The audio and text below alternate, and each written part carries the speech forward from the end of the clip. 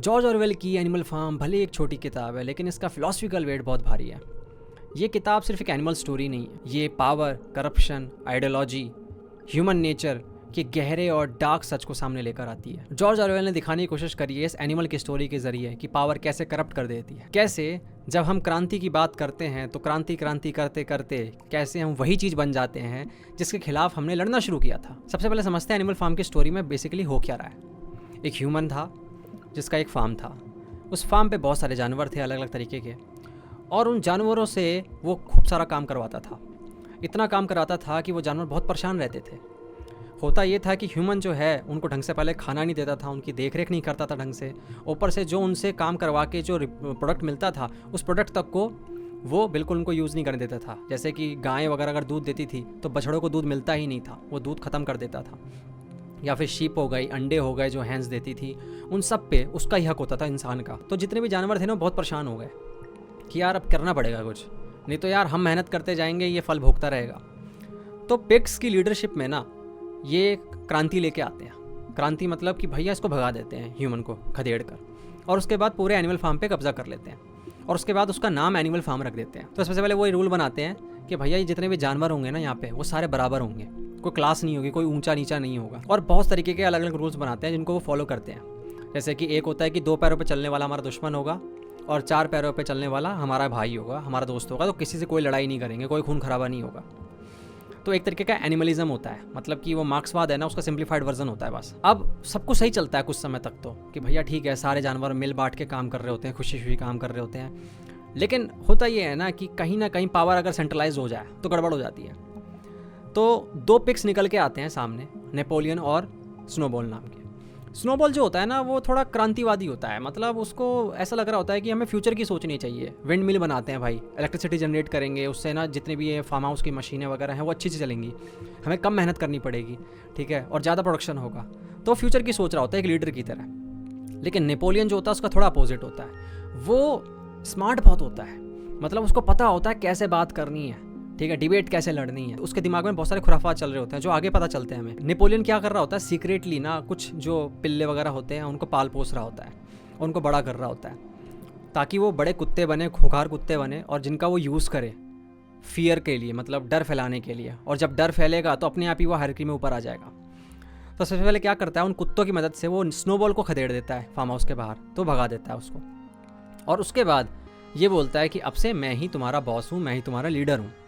और सारे जानवर जो होते हैं वो समझ नहीं पाते कि भाई क्या हुआ है, मतलब ये एकदम से, हम तो सारे जानवर बराबर थे ना, तो ये एकदम से क्या हुआ। अब जब ऐसी चीज़ें होती हैं तो एक दीवार पे ना कहीं 7 कमांडमेंट्स लिखे हुए थे, मतलब वो 7 रूल्स लिखे हुए थे जो सारे जानवर को फॉलो करने थे। जैसे कि ऑल एनिमल्स आर इक्वल, कि एनिमल्स वगैरह जो हैं फार्म हाउस के अंदर नहीं जाएंगे, मतलब वो जो उस इंसान का बेड वगैरह था उस पर नहीं सोएंगे, ठीक है, अभी अल्कोहल नहीं पियेंगे, और तरीके के रूल्स लिखे हुए थे, खून खराबा नहीं करेंगे, ये सब कुछ थे। अब नेपोलियन क्या करता है, एक पिग को और लेके आता है, उसका नाम होता है स्क्विलर। उसको वो बनाता है प्रोपेगेंडा मिनिस्टर। उसका काम होता है प्रोपेगेंडा फैलाना, मतलब रायता फैलाना, जो पास्ट है उसको चेंज करते रहना, सच को, नरेटिव को इस तरीके से गढ़ना कि भैया ये अपना नेपोलियन है वही सही लगे।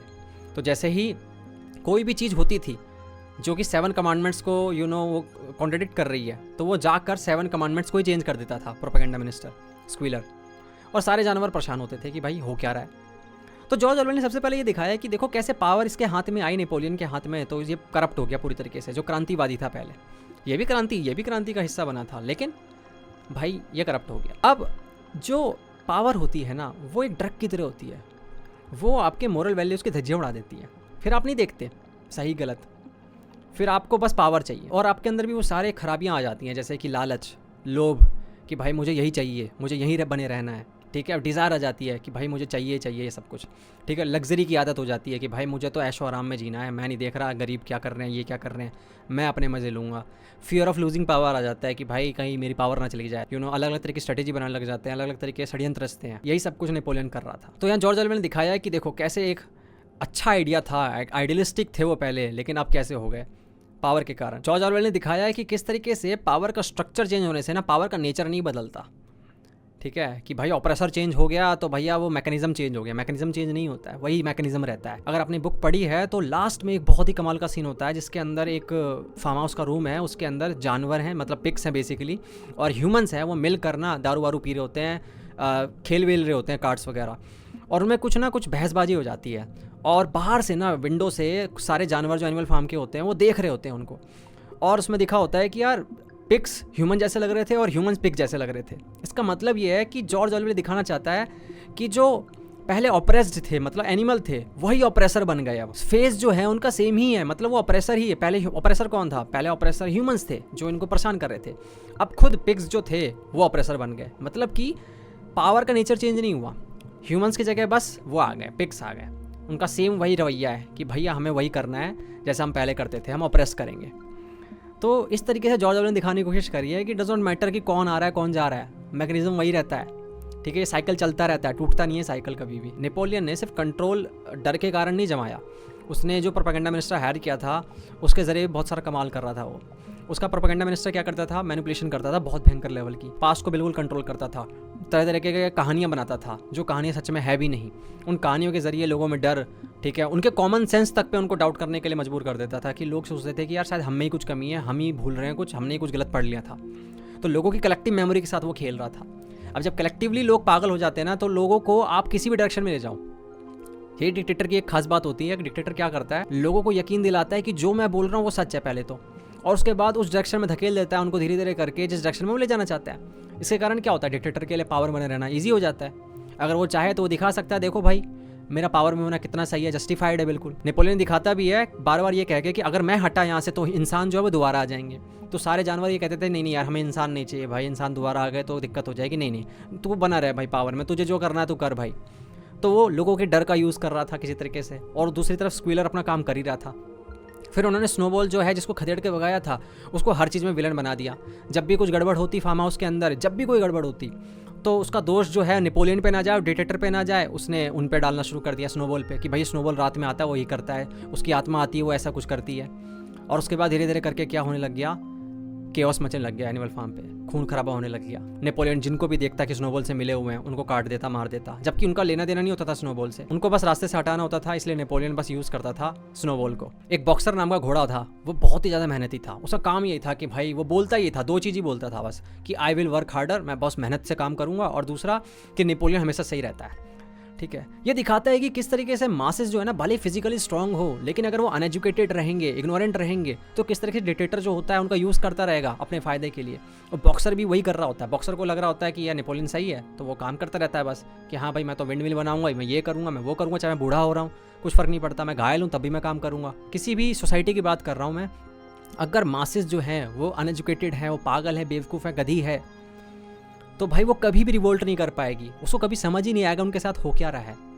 आधे ज़्यादा तो अनएजुकेटेड होते हैं कि वो पढ़ नहीं पाते 7 कमांडमेंट्स। आधे जानवर तो ABCD के बाद पता ही नहीं कि E होता है F होता है।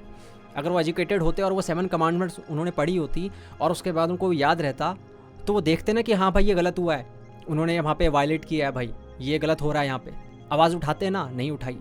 तो सबसे पहले किसी भी, ये रियलिटी की, रियल वर्ल्ड की बात कर रहे हैं जॉर्ज ऑरवेल की, अगर एजुकेटेड नहीं होंगे मासेस ना, तो ये जो पावर में बैठा हुआ इंसान होगा ना, वो मैनिपुलेट करता रहेगा, पागल बनाता रहेगा और पावर बना रहेगा। जॉर्ज ऑरवेल दिखा रहा है कि जो यूटोपियन आइडियाज़ होते हैं ना नेचर के अंदर, सोसाइटी के अंदर, वो किस तरीके से आखिर में फेल हो ही जाते हैं, क्योंकि उसके सेंटर में तो ह्यूमन ही होगा ना, और ह्यूमन होगा तो अपने फ्लॉज लेके आएगा ही आएगा, अपनी ग्रीड, अपने लस्ट फॉर डिजायर, ये सब कुछ लेके आएगा ही आएगा, और उस यूटोपियन आइडिया की धज्जियां उड़ा देगा। यही हुआ एनिमल फार्म के अंदर, एनिमलिज्म की धज्जियां उड़ गई। जितने भी जानवर थे अंत में ये समझ ही नहीं पा रहे थे कि हमने क्रांति करी क्यों थी जब यही होना था, और उनको ये भी समझ नहीं आ रहा था, ये भी याद नहीं था कि क्रांति से पहले हम कैसे थे, क्या अब हम अच्छे समय में जी रहे हैं या फिर पहले अच्छे समय में जी रहे थे। वो डिफ्रेंशिएट ही नहीं कर पा रहे थे, क्योंकि उनकी मेमोरी के साथ, उनकी हिस्ट्री के साथ बहुत खिलवाड़ किया गया था, उनको समझ ही नहीं आ रहा था कि हुआ क्या है। और एनिमल फार्म की जो स्टोरी है ना, ये ऐसी नहीं है कि भाई एक दुश्मन खड़ा होगा और उसके बाद उस दुश्मन से सारे लोग रिवोल्ट करेंगे और उस दुश्मन को हरा देंगे और उसके बाद सब खुशी खुशी रहेंगे। जॉर्ज ऑरवेल की कहानी कभी भी ऐसी नहीं होती है। सबसे कमाल की बात ये रहती है कि वो रियलिटी के करीब रहने की कोशिश करते हैं जॉर्ज ऑरवेल अपनी कहानियों में। आज भी आप देखिए कि एनिमल फार्म हर जगह है। एनिमल फार्म का मतलब ये है कि ये सारे एनिमल फार्म ही हैं, और पिग्स जो हैं अभी भी पावर में बैठे हुए हैं बहुत सारे, और बहुत सारे ऐसे जानवर हैं इस फार्म के अंदर जो अभी भी अनएजुकेटेड हैं, जो अभी भी देख रहे हैं गलत होता लेकिन कुछ बोल नहीं पा रहे हैं, कुछ आवाज़ नहीं उठा रहे हैं, क्योंकि एक तो पढ़े लिखे नहीं है, दूसरा उनको डर लगता है कॉन्सिक्वेंसेस का। ऐसे हैं आज भी। इस कहानी के अंदर भी बहुत सारे जानवर चुप थे, वो नहीं बोल रहे थे, आवाज़ नहीं उठा रहे थे अपनी। जॉर्ज ऑरवेल, भले ये बहुत पुरानी कहानी है, लेकिन जॉर्ज ऑरवेल दिखाने की कोशिश कर रहे हैं कि एनिमल फार्म हमेशा रहेंगे, ठीक है, लेकिन आपको ध्यान रखना पड़ेगा कि ऐसे पिग्स जो हैं पावर में जाके ना बैठें, किसी भी पिग के हाथ में इतनी पावर ना आए। ये हम सारे जानवरों का काम है, ये जिम्मेदारी है हमारी कि हम ऐसे पिग्स को वहाँ ना पहुँचने दें। तो आज के लिए इतना ही। Thank you so much for watching. मिलते हैं अगली वीडियो में, तब तक के लिए ध्यान रखो। Good bye.